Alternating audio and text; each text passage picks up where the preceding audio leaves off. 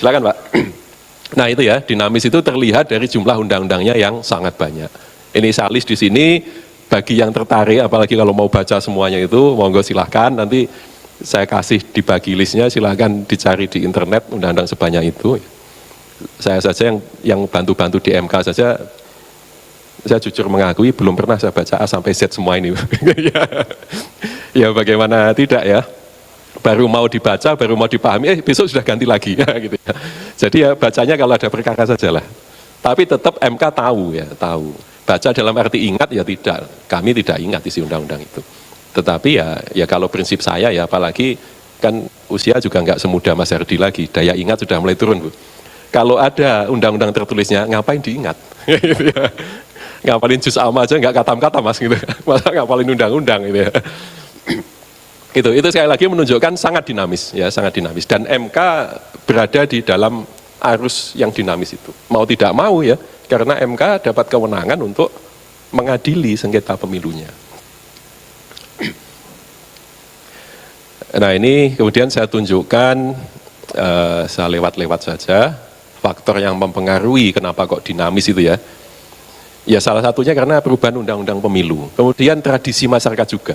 Nah ini karena kita sedang ya senyampang sama masyarakat adat ini, saya juga ingin menunjukkan bahwa pengaruh masyarakat adat itu pada pemilu itu juga ada. Ya salah satunya di merah yang kedua ini, ya, yang atas faktor hukum, yang bawah faktor sosial masyarakat.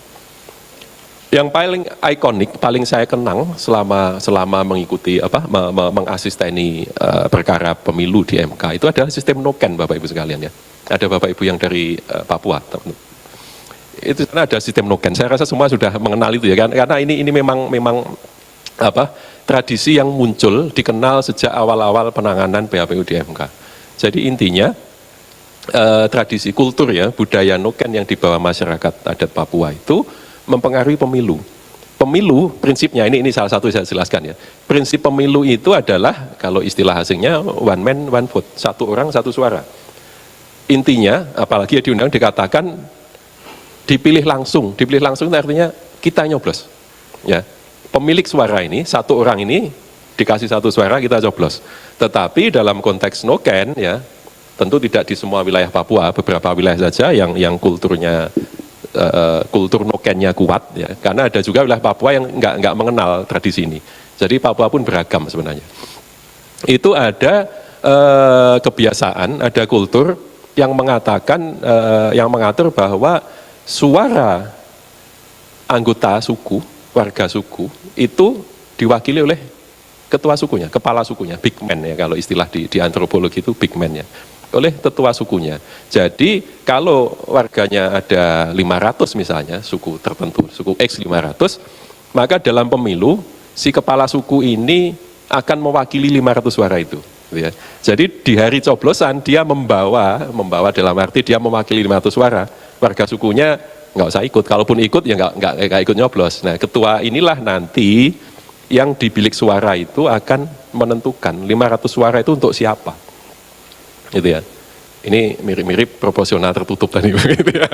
Cuma dari sisi ini pemilihnya, jadi menentukan ketuanya. Misalnya ketua ini masyarakat suku ini tertarik atau senang pada 3 caleg misalnya, ya ketua suku nanti yang bagi, caleg 1 dapat 100 misalnya, caleg 2 200, sisanya untuk caleg 3, ya begitu ya.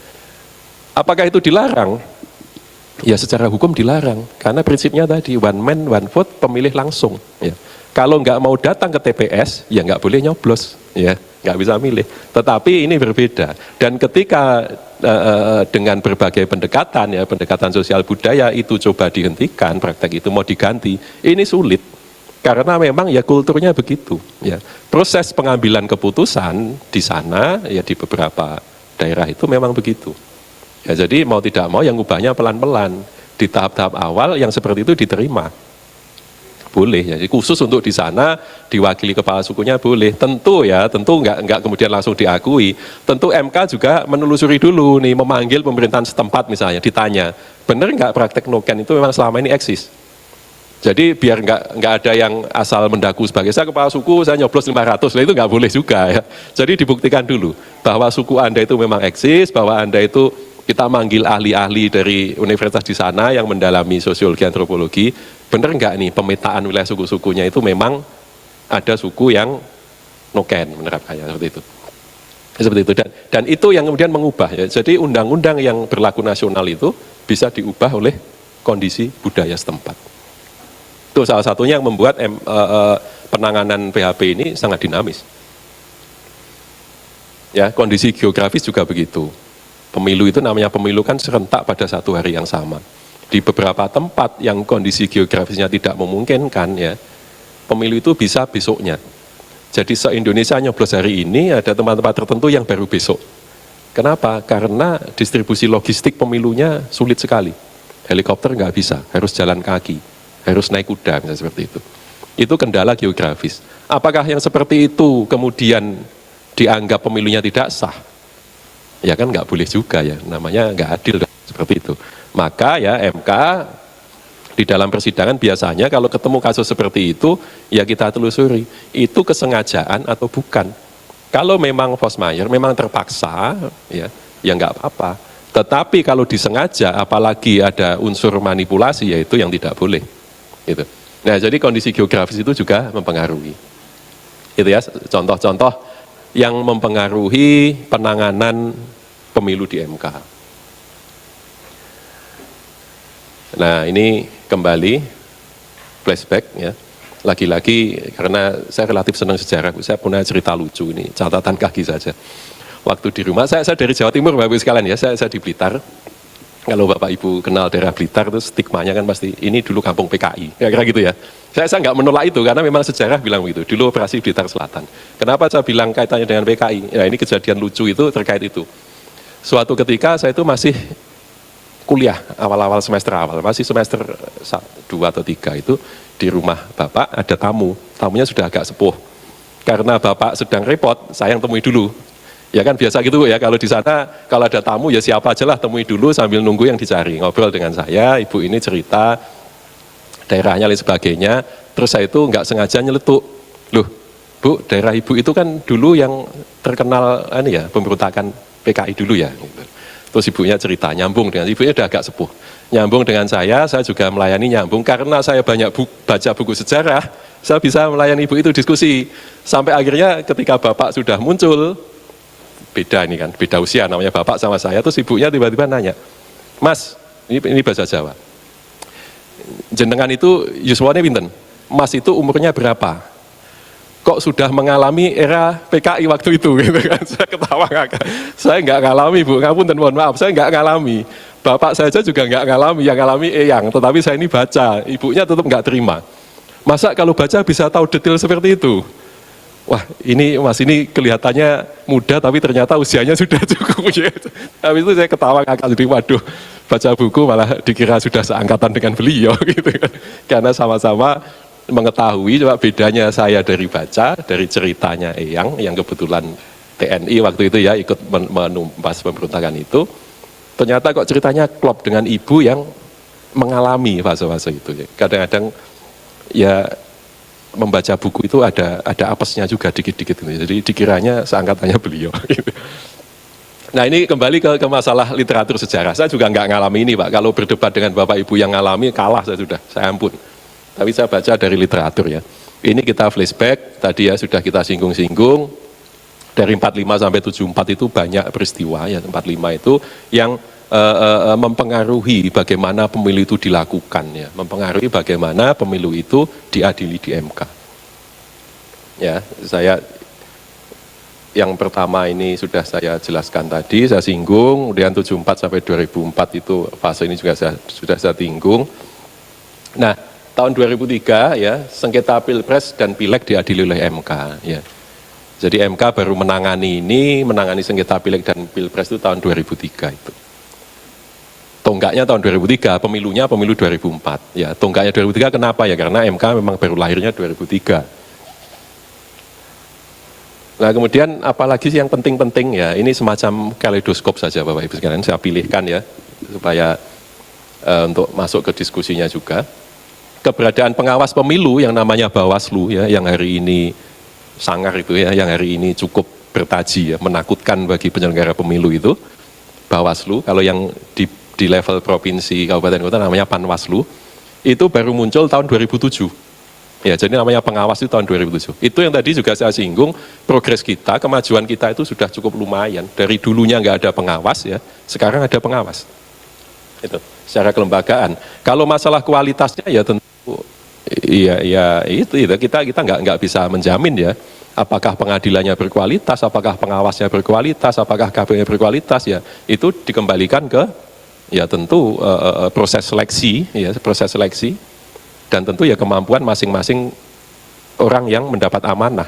Tetapi secara kelembagaan ini sudah progres yang sangat bagus. Kalau dulu masa Orde Baru itu kan pemilunya diselenggarakan pemerintah, ya, yang mengawasi juga pemerintah. Kalau ada konflik yang mengadili juga pemerintah, kan gitu ya. Jadi kalau ibarat main bola itu ada saya jadi pemain, sekaligus jadi wasitnya, sekaligus yang bikin aturannya. Nah, itu kan relatif ya, membuka peluang untuk tidak fair kemudian. Membuka peluang ya, saya tidak bilang bisa tidak fair, tetapi tentu peluang besar untuk ke sana. Nah, sekarang dipisah-pisah. Ya. Kemudian pada tahun 2008 ini juga ada apa namanya ya, peristiwa hukum yang cukup bagus, cukup menarik, yaitu MK di dalam putusannya, di dalam pengujian undang-undang itu mengatakan ya, menyebutkan harus ada minimal caleg perempuan ya. Kalau dulu kan benar-benar diserahkan kepada partai, kepada seleksi alam lah gitu ya, ya pertarungan bebas, intinya siapa kalau memang dominannya laki-laki semua yang masuk ke situ gitu kan. Nah, lalu MK affirmative action ya nama konsepnya ini, jadi konsep penguatan. Ini pancingan lah kira-kira gitu ya. Oke, kita pancingan dulu. Ada kuota minimal bagi caleg perempuan ya, kuota minimal. Nanti kalau sudah terbangun tradisinya, pemilih perempuan sudah solid misalnya, caleg perempuan solid, maka affirmative action ini bisa jadi udah nggak ada pun caleg perempuan akan banyak gitu ya. Jadi tonggak afirmatifnya itu. Terima kasih Bu. Terima kasih untuk MK Ibu ya. Kalau saya hanya menceritakan gitu ya. Ya, terima kasih Bu. Saya pribadi mendukung itu, biar parlemen itu berwarna Bu ya. Biar jangan hanya marah-marahan saja kalau kita lihat RDP di TV itu ya. Jadi kita di rumah ikut-ikutan marah juga ini. Cuma ada yang marah mendukung dewannya, ada yang marah mendukung Pak Menterinya ya. Kita jadi ikut-ikutan emosi. Padahal benar salah, baik benar itu kan penyampaiannya nggak harus dengan marah Bu ya.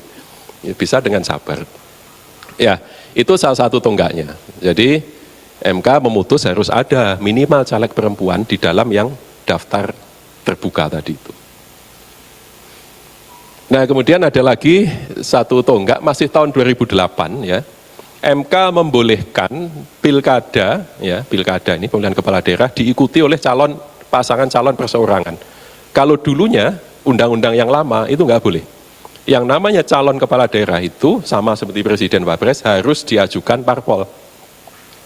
Ya, aturannya begitu. Nah, cuma bedanya kalau presiden diajukan parpol ya, aturannya itu ada di konstitusi, MK nggak boleh ngubah konstitusi. Kalau kepala daerah, pasangan kepala daerah itu diaturnya di dalam undang-undang.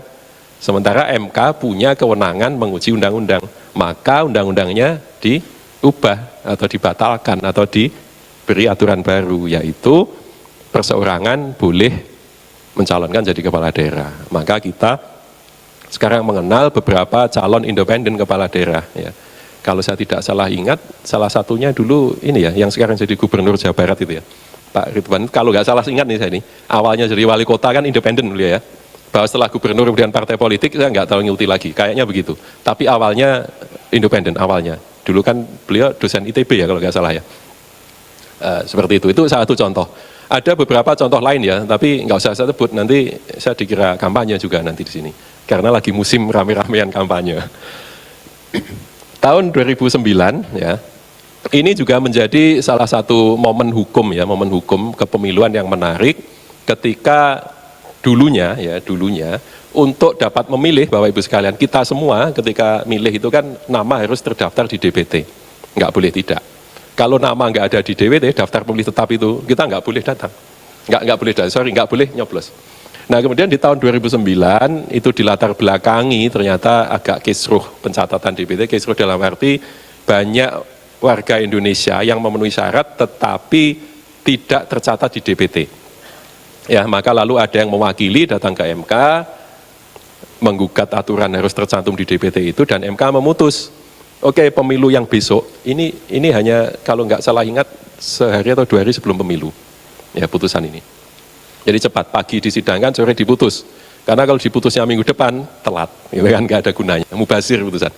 Diputuskan oleh MK, bagi pemilih yang tidak tercatat di DPT, tapi memenuhi syarat, dia boleh langsung datang ke TPS tempat dia berdomisili, menunjukkan KTP-nya dan KK. Itu kemudian langsung diakomodir. Ya, kalau sekarang ya aturan ini sudah diakomodir, kita sudah biasa. Kalau memang nggak tercatat, boleh nih kita bawa KTP KK aja ke domisili KTP kita. Kalau dulu ini menjadi hal baru, karena awalnya nggak boleh seperti itu. 2013 saya lewati saja, karena waktu semakin mepet. Gitu ya. Saya sudah dilirik Mas Hardi ini, Bapak Ibu sekalian. Kita lewati saja. Nah, tahun 2015 kita lompat, tahun 2015. Ini juga ada momen ketika penyandang disabilitas mental itu kemudian oleh MK dikuatkan haknya, ya, dikembalikan haknya untuk tercatat sebagai pemilih. Ya, kalau sebelumnya itu nggak boleh sama sekali. Dan yang menentukan nggak boleh itu petugas KPPS, Ibu.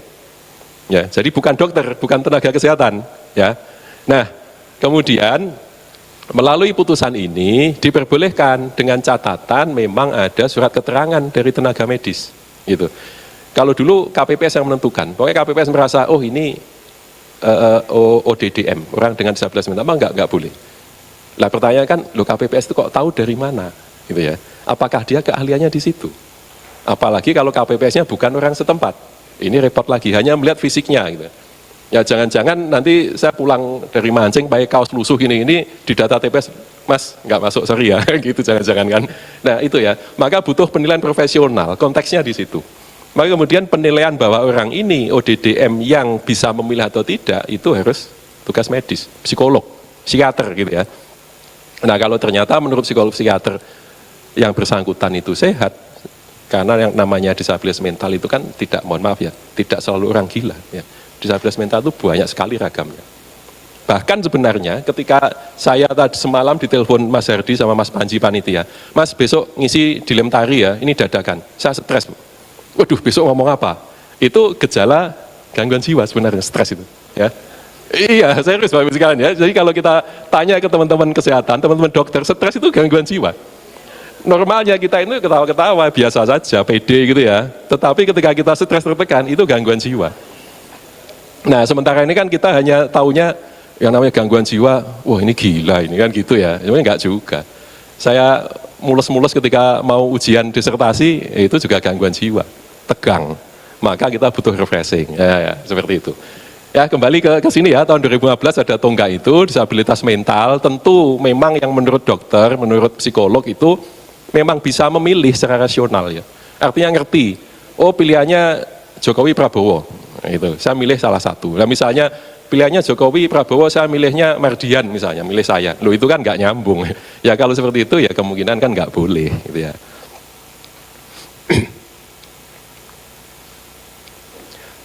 Saya lompat lagi ke 2016 ya, lewat saja 2019. Nah 2002 aja biar cepat selesai ini materinya gitu ya. 2022 sebenarnya juga nggak menarik amat. Nah ini aja 2002 ada dua, ini ya yang terakhir aja saya bacakan ya. MK dulu penentuan dapil daerah pemilihan itu menjadi kewenangan pembentuk undang-undang ya, dulu ya. Nah dengan putusan ini kemudian penentuan dapil dan jumlah kursi dapil itu oleh MK dinyatakan kewenangannya KPU ya. Kenapa begitu ya, menegaskan pembagian peran, yang penyelenggara pemilu itu KPU ya. DPR itu yang bikin undang-undang pemilunya. Nah, dapil, penentuan dapil dan kursi itu adalah bagian dari teknis penyelenggaraan pemilu. Maka sudah sewajarnya, ya, seidealnya diserahkan kepada KPU. Oke, Bapak Ibu sekalian, ini slide terakhir saya. Monggo saya serahkan ke Mas Hardi, kalau ada diskusi, ya, insya Allah kita akan diskusikan. Terima kasih. Wabillahi taufiq wal hidayah. Assalamualaikum warahmatullahi wabarakatuh. Waalaikumsalam warahmatullahi wabarakatuh. Tepuk tangan untuk narasumber kita, Bapak Ibu. Luar biasa, banyak sekali yang disampaikan narasumber kita terkait dengan Mahkamah Konstitusi dan dinamika penanganan PHPU di Mahkamah Konstitusi. Salah satu yang menarik saya pikir Bapak Ibu bahwa banyak sekali putusan-putusan MK yang mengubah aturan main di pemilu kita. Nah, termasuk saat ini juga masih berproses di MK terkait dengan itu tadi proporsional terbuka atau proporsional tertutup. Jadi memang peran MK ini sangat penting dalam menjaga demokrasi kita di Mahkamah Konstitusi. Nah, bagaimana partisipasi masyarakat? Tentu MK tidak bisa memutus perkara jika tidak ada yang mengajukan Bapak Ibu. Jadi harus ada dulu dari masyarakat mengajukan permohonan ke Mahkamah Konstitusi, barulah Mahkamah Konstitusi bisa memutuskan. Nah, yang paling menarik di sini mengajukan permohonan di MK itu ternyata tanpa biaya. Itu yang penting Bapak Ibu. Jadi gratis ya. Baik, selanjutnya kita masuk ke sesi diskusi Bapak Ibu.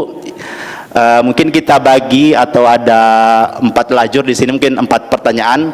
Mungkin pertanyaan pertama dari Ibu yang paling depan, kemudian yang kedua Bapak yang di tengah, kemudian baris ketiga di bagian belakang, kemudian di sebelah kanan bagian belakang juga. Kami silakan yang pertama Ibu yang duduk di bagian depan. Panitia mohon bantuan mikrofonnya. Mohon disebutkan nama dan asalnya Ibu. Terima kasih.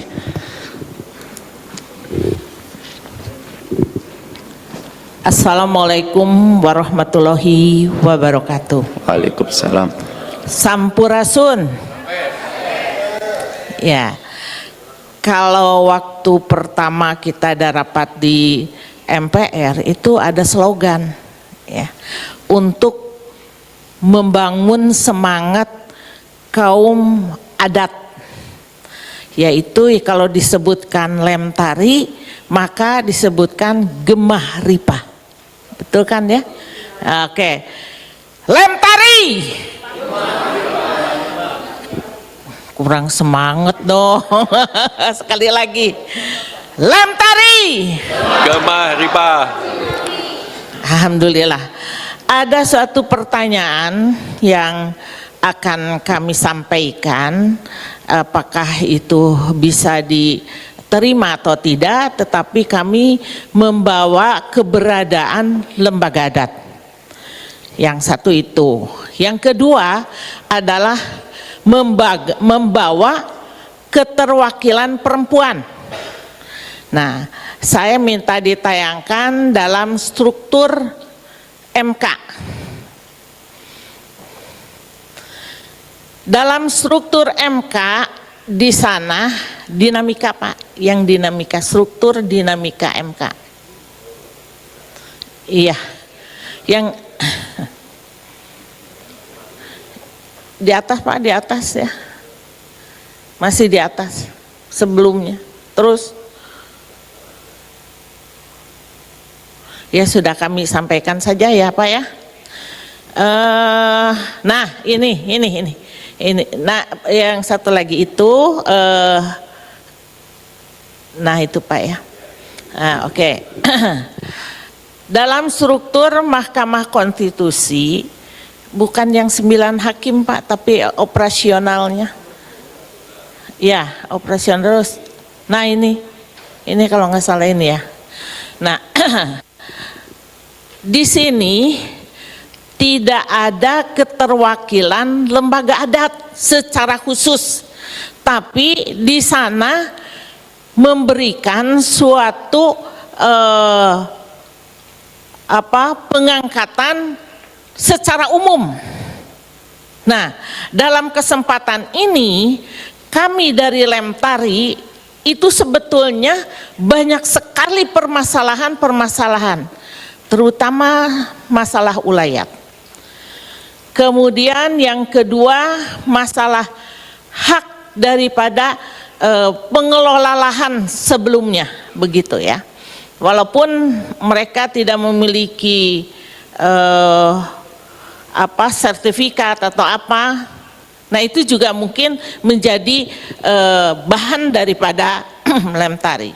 Yang kedua di DPD DPD, Dewan Perwakilan Daerah, itu tidak menyentuh kepada lem tari, benar nggak? Coba. Oleh karena itu kami tidak akan mengganggu, silahkan saja ada DPD, tetapi harus ada perwakilan golongan, kelembagaan adat. Nah, kalau tidak dibuat oleh Mahkamah Konstitusi, itu tidak akan ada sampai kapanpun. Oleh karena itu, lembaga adat di sini harus ada keterwakilan. Taruhlah ada DPD, kemudian ada juga perwakilan golongan lembaga adat. Nah, itu perlu bukan dipertimbangkan, kami minta ada itu, betul gak? Tidak perlu dipertimbangkan lagi, karena kami memiliki suara yang dahsyat, ya, benar nggak? Kemudian yang kedua, yaitu perempuan, keterwakilan perempuan nih Pak, permasalahannya ada. Ketika mereka itu mengajukan menjadi caleg, penentunya memang dari ketua, ya. Tetapi di dalam masalah ini, walaupun ada keterwakilan menjadi calon legislatif, belum tentu menjadi anggota legislatif. Barangkali di dalam undang-undang itu perlu ada keterwakilan yang benar ada di kelembagaan legislatif. Contoh, dari nomor 1 sampai dengan nomor 3, suara perempuan itu tidak ada. Semuanya didominir, maaf ya, oleh kaum pria. Tetapi kalau ingin menghidupkan keberadaan undang-undang keterwakilan perempuan, 25% apa 30%, Bu? 30 ya, 30%, paling tidak satu orang itu dipilih dari suara paling banyak. Misalnya di bawah yang 3 yang bagus ya, yang satunya perempuan ini ada calon misalnya 4 orang. Nah, dari 4 orang itu yang unggul siapa? Nah, itulah yang walaupun tidak sama dengan yang nomor 1 atau nomor 2, tetap keterwakilan itu harus ada. Jadi kalau misalkan hanya keterwakilan jadi caleg saja, buat apa dibuatkan itu undang-undang? Betul tidak?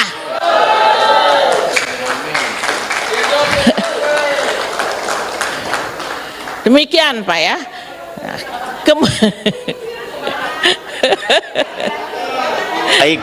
Baik, cukup Bu? Ya, satu lagi. Boleh. Ya. Baik, Ya, kita berikan kesempatan ya. dulu. Silakan Bu. Kalau di kita itu ada istilah Gemah Ripah Loh Jinawi Hijau Royo-royo. Tetapi kelembagaan adat di sini tidak pernah diberi bibit, ya, secara khusus untuk menjadikan daerahnya menjadi royo-royo. Nah, oleh karena itu mungkin ya alokasi itu hanya diberikan untuk kampanye. Benar Pak? Misalnya dapil ini siapa? Si B itu mendapatkan bantuan bibit untuk mereka yang nyalon, apalagi sudah menjadi DPR RI, ya, dia punya anggaran untuk menanam pohon misalkan 1000, tapi belum tentu diberikan kepada tempatnya. Nah, oleh karena itu lebih baik langsung. Kenapa ada perwakilan golongan? Artinya di dalam perwakilan golongan ini memiliki alokasi hijau royo-royo. Apa Pak? Hijau, royo-royo. Ya, demikian saja kami akhiri. Demikian, wassalamualaikum warahmatullahi wabarakatuh. Waalaikumsalam. Lestari Gemah Ripa. Baik, terima kasih, luar biasa. Cuman tadi dilupa disebutkan namanya, Bu, mohon maaf. Aduh, sampai lupa, maaf. Saya Ike Dewi RA Ike Dewi Sartika, ya. Kalau pakai embel-embel dokter RA Ike Dewi Sartika MPD, ya. Demikian, saya sangat suka sekali andai kata Lemtari juga memiliki hak untuk pendidikan beasiswa bagi anggota lembaga adat daerah. Baik, terima kasih Ibu Dr. Ike Dewi Sartika atas pertanyaannya, luar biasa, banyak sekali yang disampaikan terkait dengan permasalahan adat dan keterwakilan perempuan. Selanjutnya di lajur kedua kami silakan Bapak, mohon disingkat, padat dan jelas. Terima kasih. Baik, terima kasih. Bapak Ibu, Assalamualaikum warahmatullahi wabarakatuh. Saya nama lahir Malombasi, nama kecil Sultan Hasanuddin. Nama orang tua saya Andi Sapada, jadi saya sambung Malombasi Andi Sapada. Gabungan dari bahasa Makassar, nama Makassar dan nama Bugis. Saya lahir di Makassar dan sekarang saya mewakili DPB Sulawesi Selatan. Pada saat ini saya sebagai anggota peserta bimbingan teknis, ada beberapa poin yang kelihatannya saya perlu dapat penjelasan tambahan. Mungkin tadi terlewat atau memang sengaja karena keterbatasan waktu. Dari struktur MK di situ disebutkan bahwa anggota 9 orang, 9 orang yang awalnya dipilih oleh DPR 3 orang, di Presiden 3 orang, dan Mahkamah Agung 3 orang. Di sebelahnya yang setara ada MK.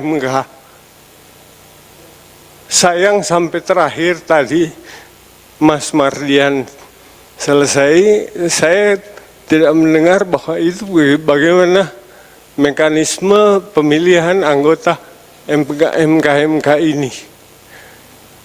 Itu saya kira yang saya butuh. Terus yang kedua, saya melihat kalau misalnya ada anggota MK dari 9 orang itu yang diganti atau terganti, artinya meninggal atau apa, itu siapa yang menggantinya? Apakah tetap dari unsur DPR, Presiden, atau ini sesuai dengan asalnya? Kira-kira itu yang saya perlu ini, karena mereka kan bagaimanapun juga sudah satu kesatuan 9 orang itu. Sebaliknya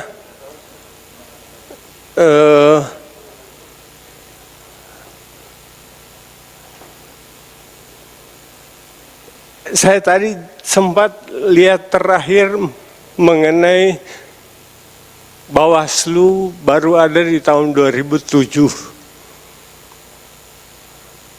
Terus terang saya pernah menjadi ketua Panwas Kecamatan 2004, 2003-2004. Jadi kelihatannya dari undang-undang pemilu sebelumnya, mungkin 2002.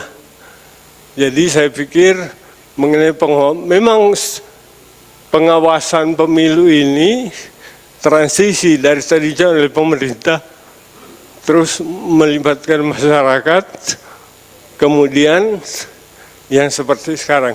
Jadi saya hanya apakah terikat di Bawaslu dan Panwaslu ini ada di tahun 2007, padahal di 2004 itu sudah ada. Sebelumnya masih unsur pemerintah saja. Saya kira itu dari saya, Pak. Terima kasih sebelumnya. Assalamualaikum warahmatullahi wabarakatuh. Waalaikumsalam warahmatullahi wabarakatuh. Terima kasih Bapak Malombasi. Selanjutnya di lajur ketiga dulu, mungkin yang sebelah Bapak tadi, bagian belakang tadi ya. Jalur ketiga, ada yang di jalur 3 tadi sebelumnya? Oh ya, yang di belakang dulu. Terima kasih. Nama saya Nur Hamid dari DPP Lemtari. Untuk melihat PHPU ini menjadi sebuah akhir dari perselisihan hasil pemilu. Tetapi secara prosedural dan tahapan pemilu itu kan banyak proses yang menentukan hasil akhir secara kuantitatif itu menjadi pijakan ya, putusan dari sengketa hasil pemilu ini menjadi keputusan negara lah, katakan demikian. Atau KPU membuat SK-nya nanti setelah PHPU. Yang saya tanyakan terkait politik uang, money politik. Money politik ini memang saya juga peneliti. Dulu saya ketua KPU Kabupaten 2 periode, ketua KPU Provinsi 1 periode, PPLN Kuala Lumpur 1 periode. Saya melihat fenomena politik uangnya sangat bahasanya ada baunya tapi tidak bisa dilihat. Dan itu sudah terjadi. Menjadi sebuah akumulasi yang secara kuantitatif itu menjadi akhir dari seluruhnya di PHPU. Tetapi politik uang ini menjadi ranah pidana ya, bahkan menjadi kewenangan Bawaslu. Tetapi ini kalau diteliti, karena saya sekarang peneliti juga dosen, saya lihat ini fenomena belum hilang. Bahkan di survei saya 2020 kemarin, persepsi pemilih terkait politik uang masih berlangsung, bahkan itu signifikan di sebuah kabupaten di pilkada langsung. Kaitan-kaitan ini, apakah Mahkamah Konstitusi mempunyai kewenangan untuk menjadikan ini sebagai ikutan residu akhir dari PHPU nantinya, karena tidak akan tertampung oleh Bawaslu yang sebenarnya tidak dalam konteks sumber daya manusia dan kelengkapan-kelengkapan tentang hukum administrasi yang begitu rigid dan bentuk-bentuk penilaian-penilaian yang seperti hak konstitusi tadi. Karena hak konstitusi yang kita lindungi. Alangkah naifnya ketika diakumulasi secara substansial itu tidak mengena pada hak konstitusi itu sendiri. Ini yang perlu kami pertegas ke depannya. Mungkin di undang-undang tidak tersedia hari ini. Apakah ini menjadi perbuatan kita bersama untuk melindungi hak konstitusi pemilih. Terima kasih. Assalamualaikum warahmatullahi wabarakatuh. Waalaikumsalam warahmatullahi wabarakatuh. Terima kasih Pak Nur Halim. Pertanyaannya terkait dengan money politik, yang pada intinya apakah MK punya kewenangan atau terobosan untuk mengatasi hal demikian. Selanjutnya untuk pertanyaan terakhir mungkin di sesi ini, jika masih ada waktu kita lanjut di sesi selanjutnya. Kami silakan Bapak. Baik, terima kasih Mas Moderator. Bismillah. Assalamualaikum warahmatullahi wabarakatuh.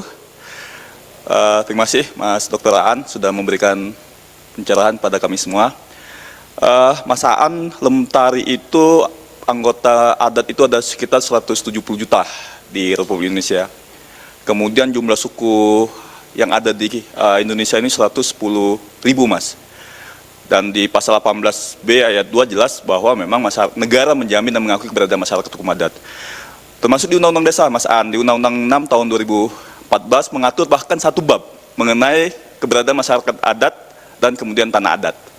Nah, persoalan hukumnya Mas Aan di Undang-Undang 6 tahun 2014 ini konteks implementasi. Ada memang sudah desa adat, misalnya di Bali sudah ada desa adat, tapi ini hanya di Bali. Karena memang ada kendala normatif di undang-undang ini Mas. Syarat untuk jadi desa adat itu 3. Yang pertama secara fungsional, yang kedua secara genealogis, dan yang ketiga secara struktural, dia terkait dengan masyarakat hukum adat. Nah, walaupun ini kita diskusi PHPU Mas, saya mohon pencerahan dari Mas Aan. Pertama, apabila Lemtari Mas mengajukan pengujian undang-undang desa karena eksistensi masyarakat adat itu tidak kemudian secara optimal diperankan oleh pemerintah daerah, padahal jelas di undang-undang itu pemerintah pusat dan pemerintah daerah harus menjamin dan memajukan masyarakat hukum adat. Nah, ini tidak bisa dilaksanakan dalam konteks normatif Mas. Kalau kami uji ke pasal 18B, Undang-Undang Dasar ini saya minta perspektif Mas Aan. Apakah ini kemudian bisa jadi, ya Mas Aan sebagai seorang akademisi ya, bukan seorang panitera di Mahkamah Konstitusi, apakah ini bisa relevan untuk kemudian menjadi poin yang penting bagi keberadaan masyarakat hukum adat? Itu yang pertama. Nah yang kedua Mas, kebetulan Lemtari ini ketua umumnya yang mulia Profesor Arif Hidayat Mas. Nah ini mungkin nanti ketika kami jadi pemohon legal standing ini harus kami perhatikan betul karena memang ada potensi konflik of interest. Mungkin nanti kami maju misalnya anggota-anggota atau kemudian suku-suku adat yang ada di yang menjadi bagian dari Lemtari. Nanti mohon pencerahan juga terkait mengenai itu Mas. Intinya bahwa Lemtari menginginkan bahwa Undang-Undang Dasar itu dijalankan sebagaimana mestinya karena ada 170 juta masyarakat adat, ada 110 itu yang hari ini tidak terjamin keberadaan dan pengakuannya oleh negara Mas.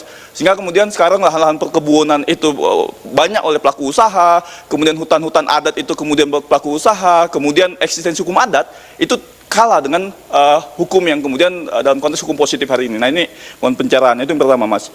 Kemudian yang kedua, kalau kita membaca MK ini kan membaca dari perilaku hakim dan termasuk juga panitera dan peneliti Mas. Nah tadi Mas Aan menyoal kaitan dengan terbuka tertutup. Nah di sidang kemarin kan ada hybrid system tuh.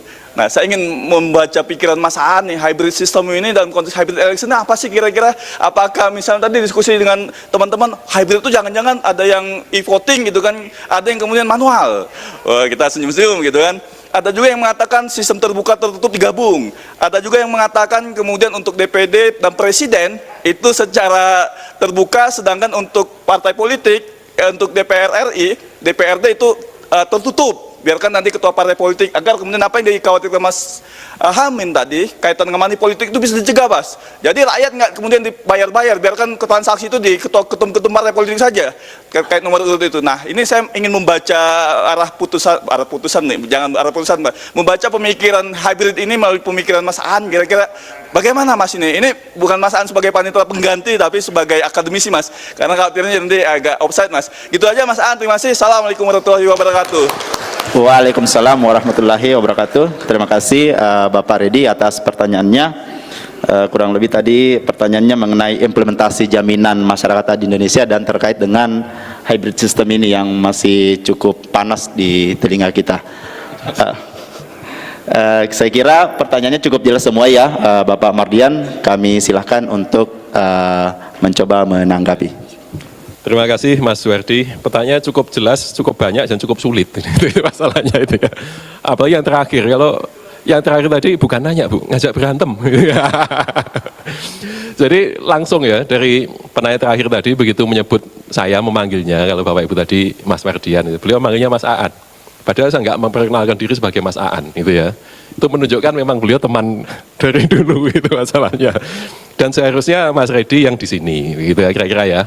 Bukannya saya, beliau lebih memahami isu-isu, apalagi kan mendampingi Bapak Ibu sesama pengurus Lemkari gitu ya. Saya coba jawab Bu ya. Disclaimer dulu ini, pasti akan memunculkan banyak pertanyaan lanjutan ya, pasti akan muncul perdebatan dan mungkin tidak tuntas. Tetapi ya mari kita coba melangkah lebih jauh gitu ya, dari sebuah pertanyaan lalu kita mencoba usulan atau tawaran jawaban itu. Cocok nggak cocok ya boleh kita diskusikan. Pertama dari Ibu Dr. Raden Ajeng ya, RA itu Raden Ajeng, Ike Dewi Sartika. Mohon maaf Ibu, garisnya ke Bu Dewi Sartika. Alhamdulillah saya bertemu dengan salah satu ini ya, generasi penerusnya Bu Dewi Sartika. Ibu bertanya banyak banget Bu. Kata Ibu yang di depan tadi, wah narasumbernya bingung nanti jawabnya. Jangan kan mau jawab, mau mulai dari yang mana aja bingung saya ini gitu kan. Tapi secara umum begini, saya coba satu-satu ya, posisi lembaga adat dalam perkara MK. Di MK. Oke, saya gini, mulainya gini saja, bahwa MK ya, MK ini kan lembaga pengadilan. Bagaimana MK memandang lembaga adat? Ya MK memandang lembaga adat itu sama halnya dengan MK memandang rakyat Indonesia semuanya. Artinya dalam konteks MK sebagai pengadilan, ya lembaga adat itu adalah punya potensi sebagai pemohon. Jadi gitu posisinya, ya.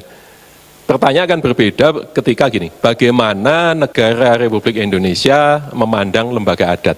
Nah itu akan lain ya, mungkin nanti jawabannya, Indonesia akan menempatkan masyarakat adat setara dengan Presiden, DPR, DPD, mungkin seperti itu ya. Tetapi karena MK itu adalah pengadilan ya, bukan MK yang menyusun konstitusi, ya, bukan MK yang menyusun Undang-Undang 45. Yang menyusun konstitusi itu MPR, gitu ya, MPR. MK itu hanya pengadilan saja yang juga dibentuk oleh konstitusi. Bagaimana MK memandang lembaga adat? Ya secara teknis lembaga adat itu bagi MK adalah salah satu kategori dari pemohon. Artinya ya kalau dalam perkara pengujian undang-undang nih khususnya pengujian undang-undang, masyarakat Indonesia, rakyat Indonesia secara umum itu boleh menjadi pemohon. Nah begitu juga masyarakat hukum adat boleh mengatasnamakan diri sebagai masyarakat hukum adat. Ya tentu semua pemohon ini ada syarat-syarat yang harus dipenuhi. Berat ringannya syaratnya memang itu jadi masalah selama ini. Sekalian nyambung ke Mas Reddy, seandainya masyarakat hukum adat atau Lemkari ini sebagai lembaga. Kalau sebagai lembaga ini berarti kan bukan masyarakat hukum adatnya ya, tetapi kelompok yang isinya gitu ya, gabungan-gabungan masyarakat adat. Bagaimana kalau menjadi pemohon ke MK? Ya nanti tentu Bapak Ibu bisa diskusinya dengan Mas Reddy yang ahlinya konstitusi gitu ya, ahli hukum acara MK. Di MK itu memang agak sulit ya, meskipun dibuka ya, terus terang ya Mas Reddy tahu persis, sulit juga masyarakat hukum adat untuk jadi pemohon, karena apa? Salah satu syaratnya adalah harus eksis masyarakat hukum adatnya itu. Jadi bukan hanya klaim ya, bukan hanya dalil. Misalnya saya bilang nih, Pak MK, Bu MK, saya ini Mardian, saya ini mewakili masyarakat hukum adat Blitar misalnya, karena saya dari Blitar ya. Tidak bisa hanya seperti itu. Tetapi saya harus menunjukkan eksistensi masyarakat adat tempat yang saya wakili. Misalnya ini ya, ada wilayah ulayatnya. Kemudian ada hukum adatnya yang masih dipakai, gitu kan. Ada peranata sosialnya, sosial budaya yang lain. Nah, itu yang memang mau tidak mau itu harus diakui itu sulit. Ya, itu sulit. Karena walaupun faktanya ada, tetapi ya karena ini peraturan hukum di MK itu harus ada formalnya, harus ada aturan yang mengakui bahwa masyarakat adat tersebut ada. Ya tentu ini perjuangan baru ini ya. Tapi artinya setidaknya lah ya, setidaknya kalau kita terbiasa ya udahlah melangkah maju satu sudah bersyukur daripada tidak sama sekali gitu ya. Setidaknya di MK pintunya sudah kebuka bahwa masyarakat adat boleh ya untuk jadi pemohon sebagai masyarakat adat ya, bukan sebagai perorangan. Kalau Bapak Ibu boleh sebagai perorangan. Misalnya Bu Dewi, Bu Ika Dewi Sartika, kalau mau ngajukan permohonan PU ke MK itu boleh 2 posisi minimal, sebagai perorangan 1 atau sebagai masyarakat hukum adat itu tadi. Boleh milih ya. Kalau Bu Ika punya badan hukum, ya badan hukum juga boleh. Ada 3 jalan, kira-kira gitu. Jadi MK memandang masyarakat adat itu konteksnya masih begitu ya. MK tidak bisa mengatur, mengubah konstitusi ya, menempatkan masyarakat hukum adat di dalam konstitusi, itu bukan kewenangan hukumnya MK. Kemudian penguatannya bagaimana? Ya penguatannya kalau dari perspektif MK ya harus Bapak Ibu lakukan melalui proses pengujian undang-undang. Begitu ya, karena itu tadi MK terbatas, kewenangannya ada 5 tadi itu pintunya ya. Lewat PHPU ya kemungkinan kecil kan nggak bisa ya. SKLN sengketa kewenangan lembaga negara juga tidak, karena lembaga negara ya yang boleh beracara di MK. Kemudian parpol juga, Lemkari kan bukan parpol juga, dan nggak ada kaitan dengan pembubaran parpol gitu ya. Jadi satu-satunya pintu yang masuk akal penguatannya, upayanya bisa melalui MK lewat jalur pengujian undang-undang. Nah, masalah kemudian selanjutnya DPD tidak menyentuh Lemkari ya. Lalu perlu perwakilan golongan adat misalnya seperti itu. Itu ya mohon maaf ya, saya bukannya tidak mau menjawab, tapi kalau dikaitkan dengan MK, memang MK tidak bisa sampai sejauh itu ya. Lagi-lagi itu tadi, lembaga-lembaga yang ada di Indonesia itu diaturnya di konstitusi lembaga negara itu, dan itu bukan kewenangan untuk mengubahnya. Tetapi Bu ya, di level undang-undang ya perjuangan kita, perjuangan Bapak Ibu itu lewat ujian undang-undang saya rasa kalau di MK. Nanti Ibu ajukan aja misalnya undang-undang kehutanan misalnya, dianggap undang-undang kehutanan itu membebaskan swasta untuk mengambil hutan adat misalnya, tanah ulayat. Nah itu bisa di-challenge, kita lawan dengan salah satunya pengujian undang-undang di MK. Seperti itu. Selanjutnya, 30% caleg perempuan. Ya memang benar Ibu ya, menggarisbawahi 30% caleg perempuan itu tidak sama artinya dengan 30% anggota dewan. Gitu ya. Jadi kalau hanya caleg, ya Pak artinya kira-kira gitu menurut Ibu ya. Ya kalau saya praktis saja, seandainya kebijakan 30% caleg di dalam surat suara itu masih dianggap kurang, ya mari ya, monggo, mari kita mencoba ini men-challenge lagi undang-undang pemilu ya, sesuai usul Ibu Dewi Sartika tadi.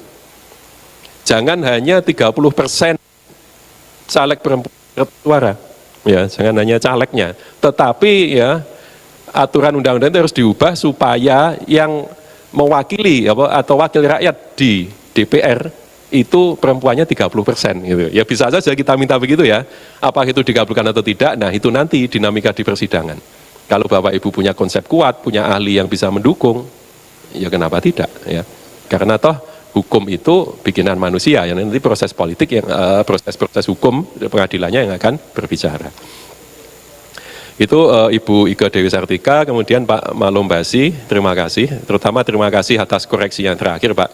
Iya, bahwa pengawas itu sudah ada, iya tadi sudah saya singgung juga Bapak ya, sejak pemilu-pemilu di Orde Baru, tadi saya contohkan ya, bahwa di era Orde Baru itu secara umum itu kira-kira gini, pemerintah itu yang bikin aturan mainnya gitu ya, kemudian yang jadi penyelenggara pemilunya, menjadi KPU-nya kira-kira gitu, menjadi pengawasnya juga gitu Pak ya, kemudian menjadi peserta juga ya dengan partai penguasa, kira-kira seperti itu. Nah, poin di tahun 2007 tadi, yang saya poin tadi, itu bukan putusan MK Bapak, tapi itu undang-undang pemilu yang baru, yang 2007 artinya ya, yang disitulah kemudian keberadaan Bawaslu, Panwaslu itu benar-benar naik gitu, intinya itu dikuatkan.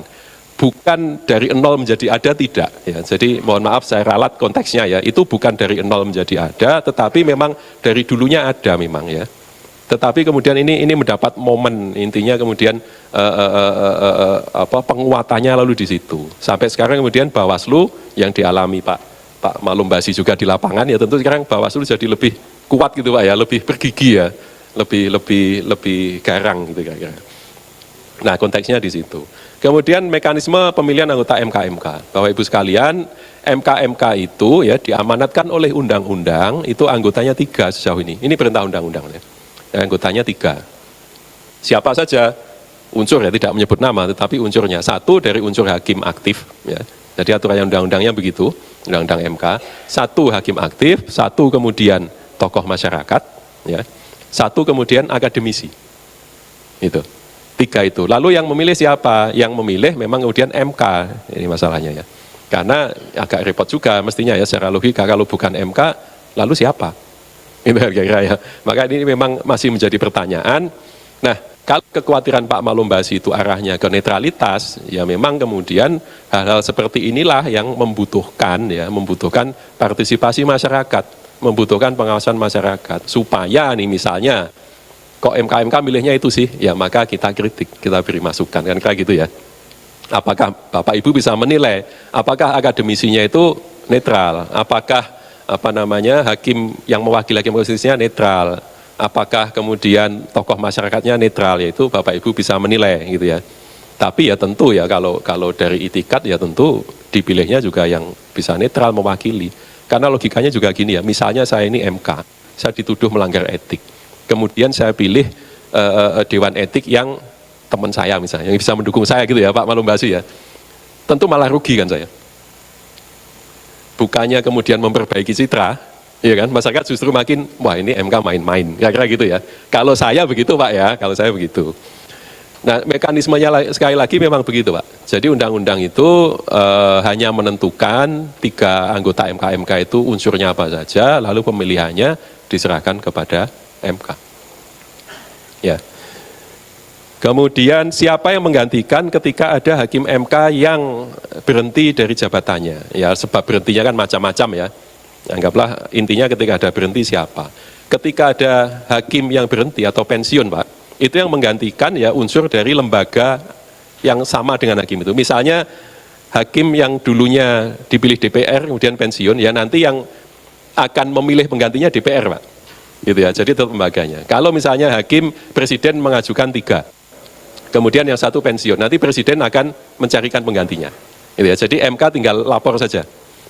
MK Sekretariat Jenderal tadi itu Pak, kami ini yang staf ini akan lapor ketika misalnya hakim yang asalnya dari presiden MPP masuk masa pensiun gitu ya, 6 bulan sebelumnya kita bersurat ke presiden mengingatkan Pak Presiden, hakim yang dari unsur presiden tanggal sekian sudah purna. ya mohon penggantinya, ya gitu. Jadi nanti lembaga pengaju, pengusul itu akan memilih, kemudian menyerahkan penggantinya. Kemudian Pak Nur Halim, wah kalau Pak Nur Halim itu sama dengan Mas Reddy sebenarnya. Ini jeruk makan jeruk ini. Pertanyaan yang seharusnya tidak ditanyakan ke saya. Gitu. Ini pertanyaan yang sekaligus jawaban. Ya, pertanyaan yang jawaban juga. Ya, tesis sekaligus antitesisnya. Tapi ya nggak apa-apa. Saya jawabnya yang ngulangi Pak Halim dan Mas Reddy nanti. Gitu ya. Copy paste saja jawabannya. Nah, Pak Halim politik uang itu posisinya di mana? Nah justru itu Pak. Kalau pengalaman Bapak Ibu, terutama Bapak Halim dan teman-teman yang pernah di Bawaslu, pernah di KPU ya, politik uang ya benar juga. Ada rupanya nggak bisa dilihat, ada baunya ya. Kalau uang sebenarnya bukan bau Bu ya, ada apanya ya politik uang itu. Ada isik-isiknya gitu ya, ada kerincing-kerincingnya gitu kan, ada suaranya tapi nggak ada bentuknya. Persis politik uang seperti itu, dan itu seperti disampaikan Pak Halim memang ranahnya pidana. Jadi kalau ada politik uang itu dianggap pelanggaran pidana pemilu. Pelakunya bisa dipidana, bisa dipenjara. Siapa yang memproses itu? Ya tentu aparat penegak hukum pidana. Kalau di dalam pemilu kita kenal Gakumdu, gitu ya. Pak Malum Basi begitu Pak ya, Gakumdu ya. Gakumdu yang unsurnya ya lagi-lagi unsurnya tetap ada kepolisian gitu ya, ada kejaksaan, tentu ada Panwas seperti Pak Malum Basi dulu pasti Gakumdu karena Panwas gitu ya. Yang memproses itu masuk kalau secara hukum kategorinya pidana. Nah, ketika sudah dipidana Bapak Ibu sekalian, sudah inkrah ini, inkrah itu artinya sudah final putusan ini. Anggaplah itu dihukum nih. Pelakunya memang ketahuan, ketangkap, dihukum. Nah, vonis pengadilan ya, putusan pengadilan negeri, pengadilan umum yang menghukum si pelaku money politik ini boleh dibawa ke MK ya, dalam konteks menjadi salah satu bukti penguat dalam perkara PHPU. Jadi kalau ada perkara PHPU ya, mengajukan perkara ke MK misalnya, contoh saja Pilkada Kabupaten Blitar, ada yang mempermasalahkan. Kemudian si orang yang pemohon ke MK ini mengatakan, Pak Hakim ini pernah terjadi politik uang di daerah saya, masif gitu kan. Ini buktinya. Nah itu tadi ya, putusan pengadilan yang sudah memutus pelaku money politik itu akan dijadikan salah satu bukti. Jadi itu kalau posisi money politik di MK begitu Pak Halim ya. Jadi kita tidak menyoroti khusus fenomena itu ya, tetapi fenomena politik uang itu menjadi ya salah satu unsur juga yang dipertimbangkan hakim ketika membatalkan atau menguatkan hasil pemilu. Kalau memang terbukti misalnya money politik itu begitu masif, banyak sekali terjadi gitu ya. Salah satunya dikuatkan dengan putusan pengadilan gitu ya, dan saksi-saksi lain yang sudah diperiksa Gakumdu tetapi belum inkrah misalnya. Terus mahkamah berkeyakinan, oh perolehan suara yang banyak itu ternyata memang sebagian besar hasil politik uang. Ya bisa MK lalu membatalkan, gitu ya. Ya selama ini ya politik uang terjadi menjadi pertimbangan MK, tetapi kalau seingat saya nih belum pernah sedemikian dominannya sehingga membatalkan pemilu. Ya, itu posisi politik uang. Kemudian Mas Reddy, Mas kita tukar tempat aja gimana Mas? Gitu ya. Saya kalau Mas Reddy gitu aja lah, daripada Mas Reddy yang nanya mending tukar tempat saja gitu ya. Ya, terima kasih informasinya ya, 170 juta rakyat Indonesia itu tadi ya, Mas Reddy bilang ya, itu adalah masyarakat adat.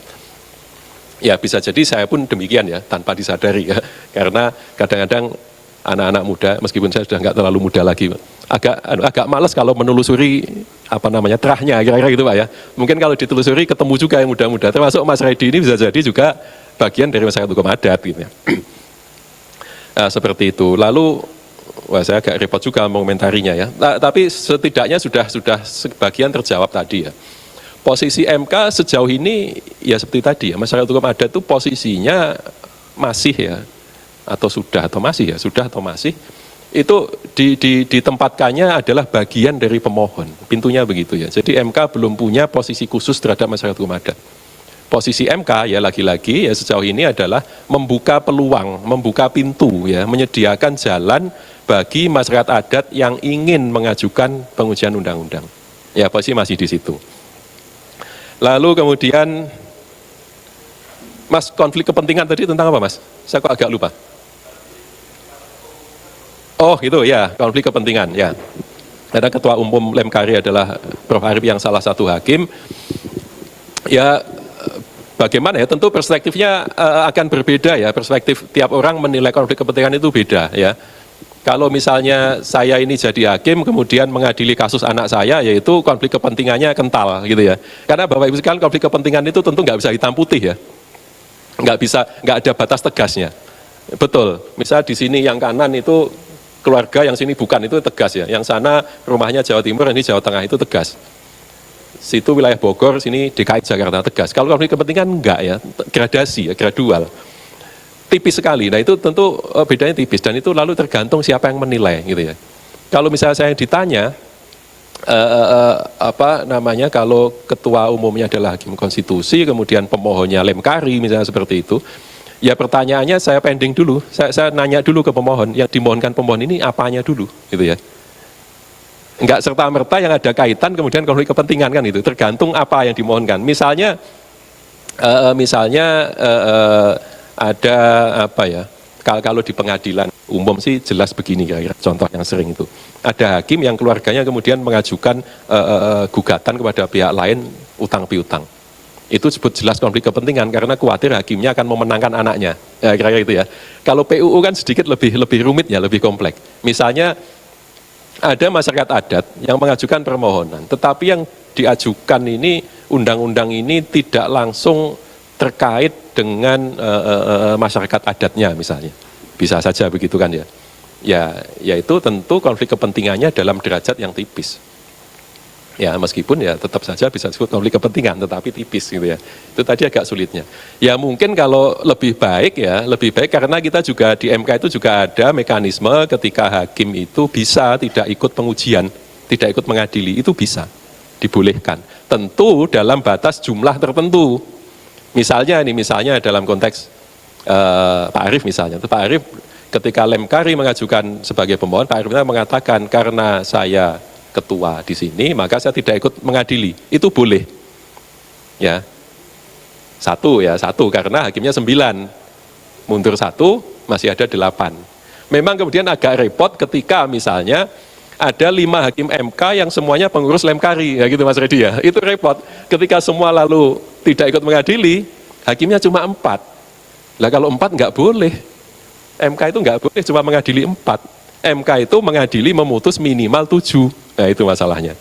Ya jadi kalau terjadi seperti itu ya ini masalah baru Pak. Itu nanti akan jurisprudensi, itu nanti jangan saya dibiarkan mikir sendiri ya, harus hakimnya ikut memikirkan.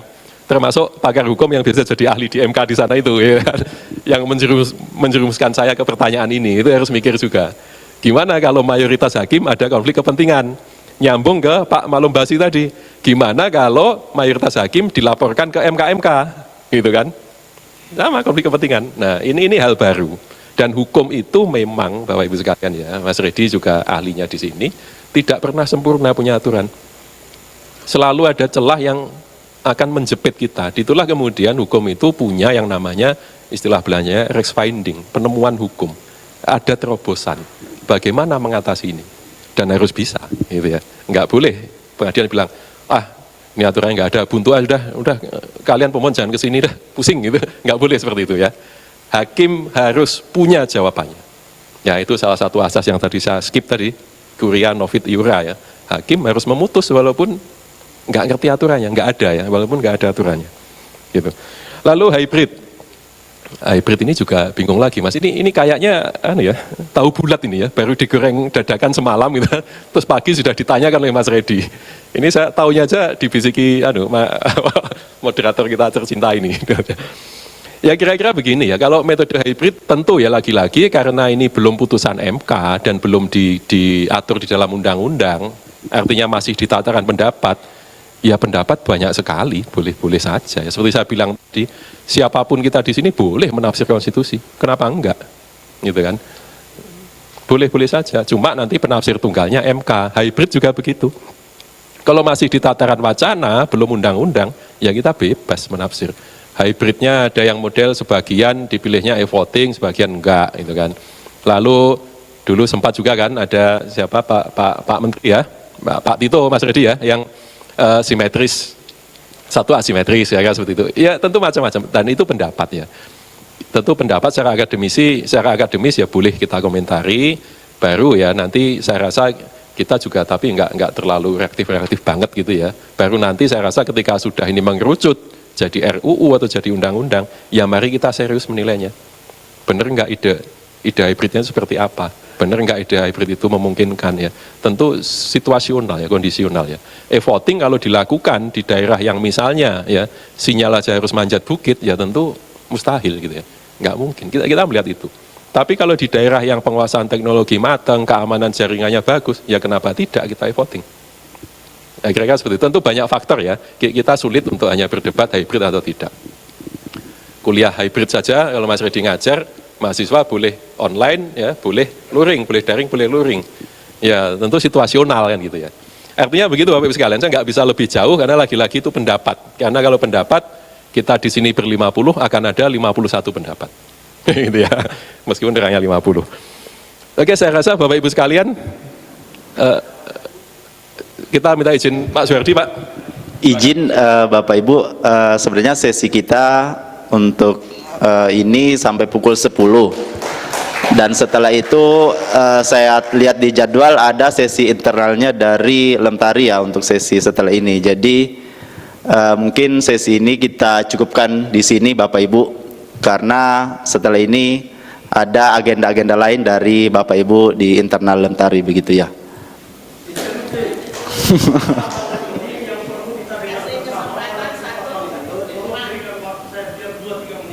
Kalau saya buka satu-satu Pak, ntar banyak yang minta lagi nih Pak.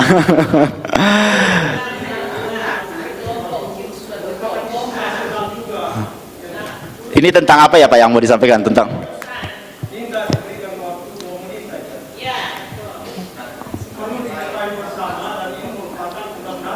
Boleh siapa aja yang mau menyampaikan tanggapannya, ada berapa orang? Kesempatan satu itu. Satu aja atau ada lagi? Kita lihat dulu berapa orang. 2 ada lagi Pak? Ntar nambah lagi atau cukup? 2? Baik. Ini Ibu yang di depan ikut juga 3, ada lagi? Ini 4 tuh bertambah terus Bapak, gimana tuh?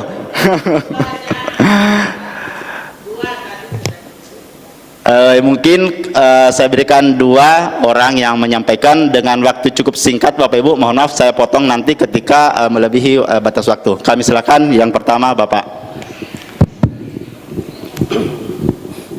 Bismillahirrahmanirrahim. Assalamualaikum warahmatullahi wabarakatuh. Pertama-tama saya mengenalkan, saya lebih akrab dibilang Datu Corona, asal Palu, Sulawesi Tengah. Alhamdulillah saya juga berkesempatan juga hadir di tempat ini.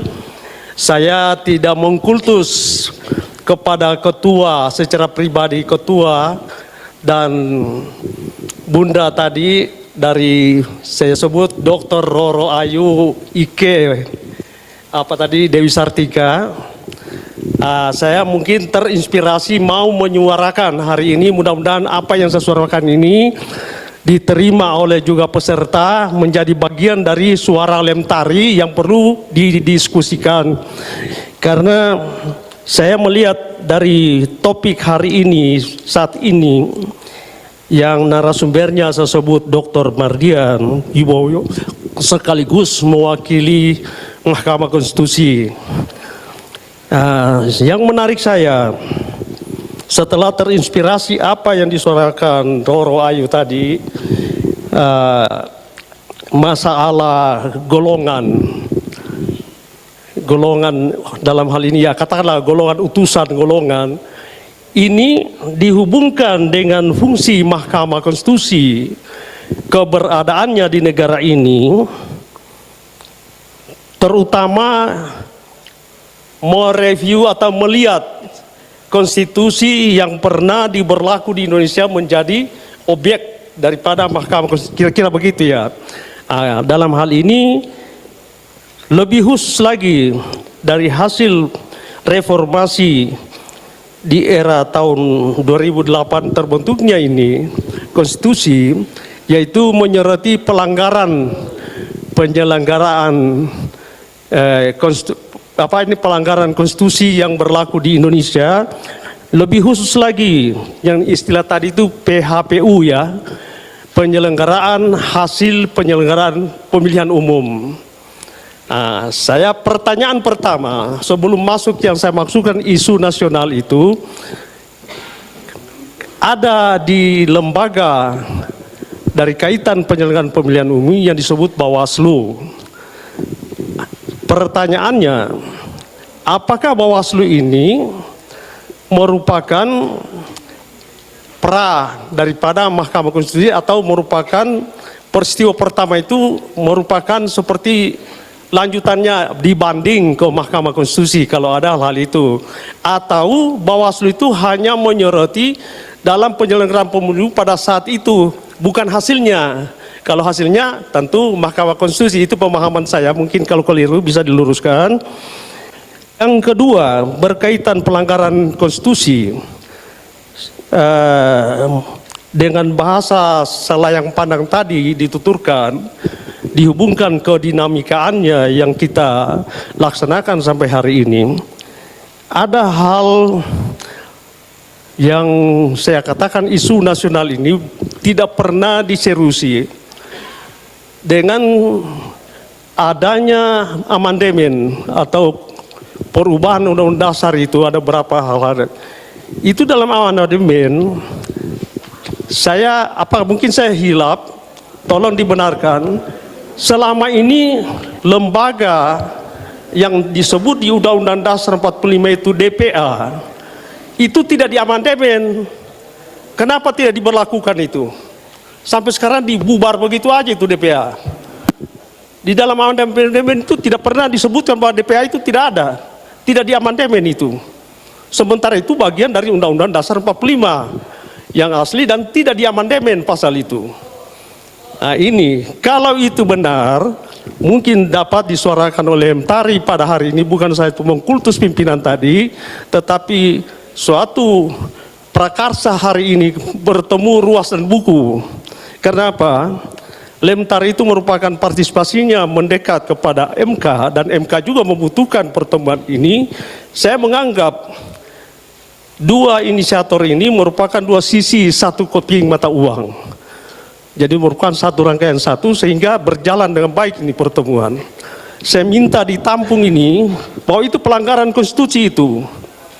Tolong mungkin narasumber lain bisa memperkuat dan mungkin juga disetujui oleh para teman-teman yang peserta dari Lemtari, bahwa kemarin itu DPA itu dianggap tidak bermutu. Izin Bapak mungkin dipersingkat. Karena diduduki oleh politisi.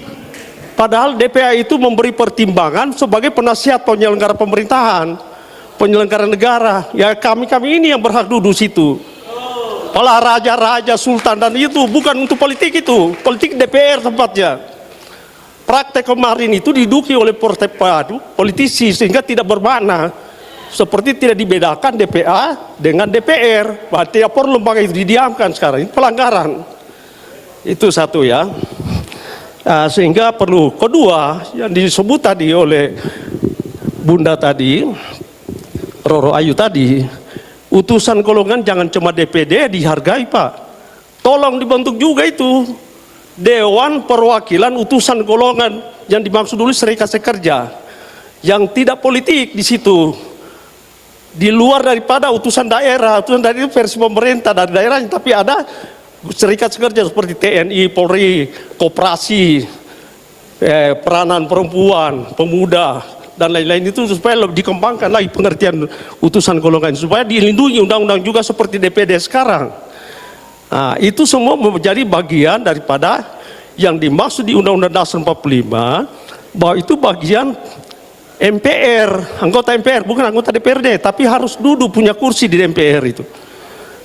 Jadi intinya itu, saya kira sudah dapat bisa menangkap, sehingga kalau ini memang merupakan, yang saya suarakan ini merupakan disetujui oleh peserta, maka ini bagian desakan Lemtari. Kebetulan Lemtari ada keberadaannya ini kepada pemerintah melewati dengan diskusi hari ini dan dijembatani MK, bahwa itu pelanggaran undang-undang konstitusi. pelanggaran konstitusi yang tidak disadari pejabat. Demikian untuk ingatan bersama, semoga bermanfaat. Assalamualaikum warahmatullahi wabarakatuh. Waalaikumsalam. Baik, terima kasih. Mungkin satu singkat ya Pak ya. Waktunya mungkin dipersingkat, dipadatkan pertanyaannya.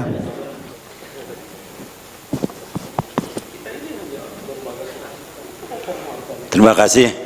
Assalamualaikum warahmatullahi wabarakatuh. Sampurasun. Lem tari. Lem tari. Gemari Pak. Terima kasih.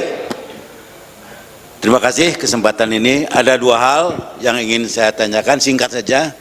Pertama, secara umum barangkali tidak berlebihan kalau kami pada kesempatan ini ingin mendapatkan penjelasan menyangkut isu nasional yang hari ini masih ramai, yaitu menyangkut masalah Omnibus Law, yang pada waktu itu oleh Mahkamah Konstitusi dinyatakan ya katakanlah secara tidak letterer tapi inkonstitusional dengan ada tenggang waktu 2 tahun untuk memperbaiki. Selanjutnya ditambah keluar Perpu yang menyangkut Omnibus Law. Mohon penjelasannya bagaimana menurut pandangan Mahkamah Konstitusi. Mudah-mudahan ini pada tempatnya kami mendapatkan penjelasan. Yang kedua, saya perkenalkan, nama saya Slamet. Mudah-mudahan selamat semuanya, dari Lem Tari Jawa Barat, dan keseharian saya adalah Ketua Umum Gabungan Pengusaha Perkebunan, Gabungan Pengusaha Perkebunan Jawa Barat dan Banten, yang membawahi 196 perusahaan perkebunan. Dalam produk-produk hukum berkaitan dengan perkebunan itu terus terang saja kalau dilihat substansi sesuai gitu dengan peraturan yang ada di atasnya, tapi di bawah timbul multi tafsir, apalagi dengan ditambah dengan peraturan-peraturan yang lain yang agak bertabrakan. Seperti contoh, dalam penyelesaian HGU ada keharusan untuk menyisihkan 20% dari areal dari HG luas HGU yang diajukan untuk kepentingan masyarakat. Ada multitafsir di sini. Multitafsirnya ada yang beranggapan diambil dari areal HGU yang diusulkan, ada yang mengatakan itu di luar, merupakan kewenangan bupati yang mengadakannya, atau dalam bentuk kerjasama senilai 20%, ada yang seperti itu. Sehingga dengan demikian barangkali karena multitafsir menimbulkan ketidakpastian hukum.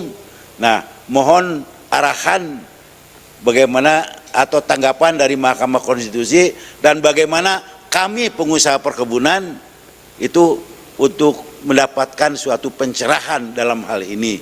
Karena walaupun bagaimana alih fungsi perkebunan yang menghasilkan hidrologi secara hidrologis maupun secara penghasil oksigen dan penyerap daripada CO2 itu bisa tetap hijau royo-royo tadi kata Ibu, untuk tetap sebagai sumber hidup dan kehidupan daripada manusia. Demikian, terima kasih. Lem tari. Lem tari. Lem tari. Terima kasih. Assalamualaikum warahmatullahi wabarakatuh. Waalaikumsalam warahmatullahi wabarakatuh. Mungkin langsung saja Mas Mardian, kami silakan. Ya, terima kasih Bapak Ibu sekalian, Pak Datuk Corona gitu Pak. Iya Pak, manggilnya ya. Dan Pak Slamet. Ya semoga ya walaupun waktu kita terbatas, semoga ya setidaknya 2 yang terakhir ini sementara cukup memuaskan dulu ya. Bapak Ibu masih akan punya sesi sebenarnya besok ya dengan teman-teman narasumber yang lain. Saya coba jawab singkat jelas gitu ya. Posisi dari Datuk ini, Pak Datuk ya, Datuk Corona ini, posisi Bawaslu dalam PHP itu seperti apa ya? Apakah Bawaslu itu semacam peradilan bawahannya MK? Gitu ya pertanyaannya. Tidak seperti itu. Jadi gini, kalau saya ceritakan yang namanya penyelenggara pemilu itu, Pak, itu ada 3. Ya, yang satu KPU. KPU itu yang menyelenggarakan teknisnya, ya, yang mendaftar pemilih, yang nyiapin surat suara, yang jaga coblosannya, yang menghitung rekap hasilnya. Kemudian yang kedua siapa? Kedua Bawaslu, Badan Pengawas Pemilu. Sesuai namanya, dia mengawasi kinerjanya KPU dalam konteks pemilu tadi itu. Pemilunya ada sesuai aturan enggak? gitu kan. KPU-nya taat asas nggak? Kira-kira taat aturan nggak? Itu tugas Bawaslu. Bawaslu mengawasi KPU. Kemudian yang ketiga siapa? DKPP, ya Dewan Kehormatan Penyelenggara Pemilu, gitu ya. DKPP tugasnya apa? DKPP itu tugasnya mengadili etik, ya, mengadili potensi-potensi dugaan-dugaan pelanggaran etik yang dilakukan baik oleh KPU maupun Bawaslu. Gitu ya. Jadi Pak Datuk Corona seperti itu. Bawaslu itu bukan bawahannya MK, ya. Tapi Bawaslu itu penyelenggara pemilu. Sementara MK adalah pengadilan yang menilai, ya, hasil pemilunya, ya. Bahwa nanti dalam teknis, dalam praktek peradilan PHPU nanti, Bawaslu itu memang akan datang, dipanggil sebagai salah satu pihak di dalam perkara itu, yaitu sebagai pengawas. Oleh MK diminta menjelaskan, ya, pengawasan Anda bagaimana, apa yang terjadi selama itu, gitu ya. Itu posisi Bawaslu. Kemudian mengenai DPA, ya, DPA memang benar Bapak Ibu sekalian, DPA di amandemen pasca reformasi itu dihilangkan, ya, Dewan Pertimbangan Agung dihilangkan. Salah satunya alasannya juga tadi yang disebut Pak Datuk Corona sendiri, ya, memang dianggap kemudian tidak efektif. Ya, yang saya tahu begitu ya dari berbagai literatur, dari risalah sidang MPR ketika menghilangkan DPA itu seperti itu, ya. Karena prakteknya memang waktu itu isinya kan sebenarnya tokoh-tokoh yang sudah purna sebenarnya, ya. Jadi semacam menjadi tempat peristirahatan gitu ya sebelum benar-benar mengakhiri gitu. Jadi memang nggak efektif gitu ya. Bahwa kemudian ada usulan ya sebaiknya itu diisi oleh lembaga-lembaga adat, ya boleh saja ya. Tapi sekali lagi mohon maaf nih sebelumnya Bapak Ibu sekalian, tadi sudah kita jelaskan panjang lebar mengenai posisi MK, kewenangannya gimana. Usulan seperti itu apalagi terkait misalnya menghidupkan kembali utusan golongan dan sebagainya, itu terkait dengan perubahan konstitusi. Ya. Dan terlepas dari kami itu pengen banget atau pengen saja atau pengen sedikit apapun itu ya atau nggak pengen gitu, MK nggak boleh ngutik-ngutik konstitusi, itu masalahnya. Kami boleh menafsir, namanya menafsir itu ada aturannya dulu baru kita tafsirkan maksudnya apa. Kalau nggak ada aturannya terus MK bikin aturan baru dimasukkan ke konstitusi, itu melanggar hukum. Itu namanya MK mengkhianati undang-undang dasar. Kalau MK mengkhianati undang-undang dasar namanya sewenang-wenang. Kalau begitu, apa bedanya kita dengan Orde Baru? Kan jadi gitu ya, jadi sewenang-wenang. Perubahan konstitusi pasca reformasi itu dimaksudkan supaya semua lembaga taat aturan main. Termasuk MK yang punya kekuasaan ubah undang-undang pun harus ikut aturan main. Aturan mainnya apa? Hanya boleh ngubah undang-undang, nggak boleh ngubah konstitusi. Ya begitu kira-kira. Jadi ya tentu saya bersimpati ya tentu ya secara baik sebagai staf MK maupun akademisi misalnya ya penyuka diskusi misalnya gitu, saya bersimpati dengan usul seperti itu, tetapi saya sampaikan Pak jalurnya nanti lewat MPR ya gitu ya. Itu tentang DPA dan mungkin juga ini perlu saya tambahkan sekedar informasi bahwa DPA hilang tetapi kita punya One Team Press Pak sebenarnya ya. Indonesia itu lalu membentuk One Team Press yang fungsinya ya antara lain memberi nasihat kepada Presiden. Saya nggak tahu persis apa ini mengambil alih fungsi DPA dulu ya, tetapi ya Bapak Ibu bisa bandingkan kira-kira ya, DPA dulu seperti apa, One Team Press hari ini seperti apa, kira-kira seperti itu. Apakah ini fungsi yang ekuivalen atau tidak. Kemudian Pak Slamet, ini panjang ini Pak kalau dijelaskan, coba saya ringkas Pak ya.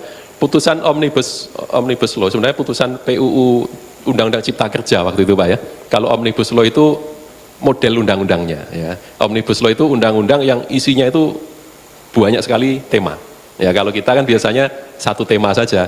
Kehutanan yang ngomong hutan tok gitu coba ya. Kehutanan perkebunan ngomong perkebunan saja. Tetapi Omnibus itu isinya macam-macam. Ya ada perkebunan, kehutanan, ada investasi, ada segala macam lah perizinan ya. Nah, di putusan RUU Cipta Kerja yang waktu itu ngasih syarat 2 tahun, ya memang MK berpendapat begitu bahwa ya dengan berbagai alasan Undang-Undang Cipta Kerja itu secara formal ya, secara formal itu kekurangannya adalah belum ada payung hukum metode Omnibus Law-nya. Jadi intinya model Omnibus Law itu belum dikenal di Indonesia Pak. Tapi tidak kemudian ini salah, cuma belum dikenal. Makanya MK mengambil posisi, oke, proses pembentukan itu sebenarnya nggak salah proses pembentukannya ya, tetapi ya pemerintah Anda harus ngasih payung dulu dong. Model yang seperti itu sudah diatur belum gitu kan, makanya disuruh perbaikan. Nah kita juga harus ingat Pak, putusan UU Cipta Kerja waktu itu dalam konteks pengujian formil. Nah pengujian formil itu yang diuji itu adalah proses pembuatan undang-undangnya, belum menguji isinya Pak. Nah nanti seandainya sudah lewat 2 tahun ini ya, Undang-Undang Cipta Kerja atau bentuknya apapun nanti sudah disahkan ulang, nah bapak-bapak, ibu-ibu sekalian boleh menguji, menggugat lagi isinya. Ya, karena kemarin itu MK baru mengadili cara membentuknya saja, caranya nggak beres, MK belum ngomong isinya, gitu Pak. Ya, jadi nanti masih terbuka kesempatan untuk isinya atau substansi Undang-Undang Cipta Kerja itu diuji, karena memang belum pernah diuji oleh MK. Nah, yang terakhir Pak, ini masih senada ya. Carut marut alih fungsi itu aturannya itu Pak ya, kewajiban itu mengganggu para pengusaha perkebunan ya, itu praktis Pak. Jawabannya adalah Bapak bisa mengujikan undang-undang menurut Bapak itu carut marut tadi. Jadi berbagai undang-undang itu Bapak inventarisir, tabrakannya di mana, kesalahannya di mana, merugikan pekebun itu di mana gitu ya. Itu bisa Bapak bawa ke MK melalui jalur pengujian undang-undang. Nanti Bapak kuatkan dengan ahli-ahli mungkin bidang hidrologi, ya, ahli-ahli tentang perkebunan, ahli-ahli lain sebagainya gitu ya, tentang ekosistem gitu untuk menguatkan ya, menguatkan keinginan Bapak. Oke, saya rasa begitu ya Bapak Slamet, Pak Datuk, Bapak Ibu sekalian, tentu pertanyaan banyak, diskusi banyak, tapi mohon maaf ya, waktu kita terbatas. Insya Allah besok ada teman-teman lain narasumber yang insya Allah jauh lebih kompeten dibanding saya untuk memandu diskusi dengan Bapak. Terima kasih sekali lagi. Wabillahi taufiq wal hidayah. Assalamualaikum warahmatullahi wabarakatuh. Ya, salam sejahtera, selamat siang. Terima kasih Mas. Terima kasih Bapak Mardian Wibowo atas penjelasannya. Baik Bapak Ibu, ini kita sudah berada di penghujung sesi pada siang hari ini. Kami dari panitia mohon maaf Bapak Ibu apabila masih banyak kesalahan dalam memandu sesi ini, dan juga kami mengucapkan kepada narasumber telah menyampaikan banyak hal bersama kita semua. Tepuk tangan dulu untuk kita semua Bapak Ibu. Satu terakhir mungkin dari saya Bapak Ibu, bahwa MK perlu atau sangat butuh partisipasi dari seluruh masyarakat, termasuk partisipasi dari Lemtari sebagai organisasi masyarakat untuk mendukung Mahkamah Konstitusi memperbaiki ketatanegaraan di Indonesia. Itu saja dari kami. Billahi taufiq wal hidayah. Wassalamualaikum warahmatullahi wabarakatuh. Terima kasih dan selamat siang.